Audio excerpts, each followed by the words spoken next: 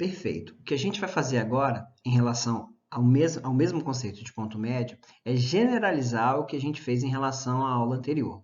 No exemplo anterior, a gente trabalhou com um exemplo numérico, no qual a gente definiu aonde estava situado o ponto M, que estava localizado no centro do ponto A e do ponto B, dividir aquele segmento ao meio, só que agora a gente vai tratar isso de uma forma mais genérica. A gente vai chegar numa fórmula, no raciocínio, que vai servir para qualquer situação, seja número positivo ou um número negativo. Então vamos lá?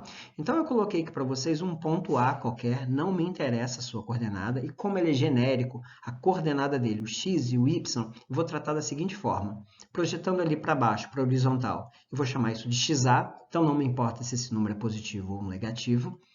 E ali do lado, no eixo vertical, eu vou chamar de YA. Vou fazer o mesmo com esse ponto B, que não me importa se ele está do lado positivo ou do lado negativo do eixo. Vou chamar aquela posição lá embaixo, na horizontal, de XB e ali na vertical de YB. Vou fazer o mesmo que estávamos fazendo quando o exemplo ele era numérico. Então, vou traçar aqui uma reta, né, um segmento entre A e B, e aquela pergunta ela continua sendo válida. Aonde está o meu ponto M? Ele situa-se aonde entre o A e o B?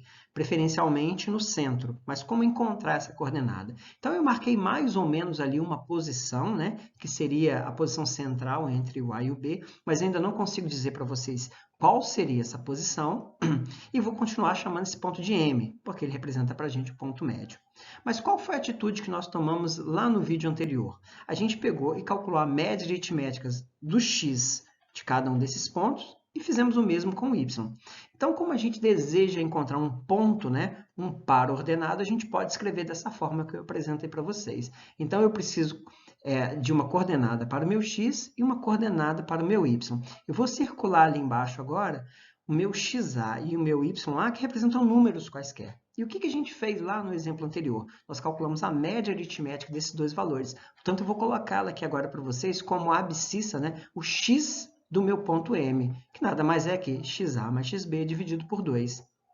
Se a gente olhar agora no eixo vertical, e eu vou circular para vocês também, dá uma olhadinha ali ó, na lateral esquerda, o YA e o YB, eu vou fazer a média aritmética entre eles, conforme nós já fizemos no exemplo anterior.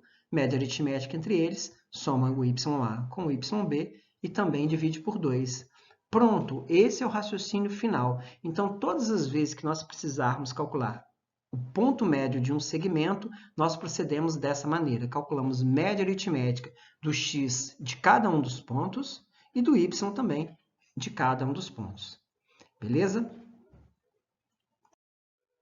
Ótimo, então agora a gente vai fazer o seguinte, eu vou deixar 3 exemplos aí para que a gente consiga determinar o ponto médio localizado nessas 3 situações. Reparem que no primeiro exemplo eu deixei apenas números positivos, no segundo exemplo eu coloquei alguma coisa de negativo e no terceiro exemplo eu coloquei apenas números negativos.